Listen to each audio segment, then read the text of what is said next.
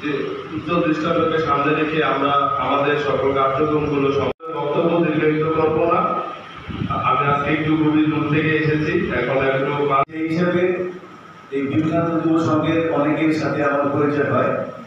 সে পরিচয়ের ফলশ্রুতিতেই রয়েছেন বিবেকানন্দ যুব সংঘের বিশেষ অতিথি ডক্টর সূত্রধর, একজন উপদেষ্টা, আমাদের সার্বজনীনভাবে যিনি বিশেষ অতিথি বীরবল পাল।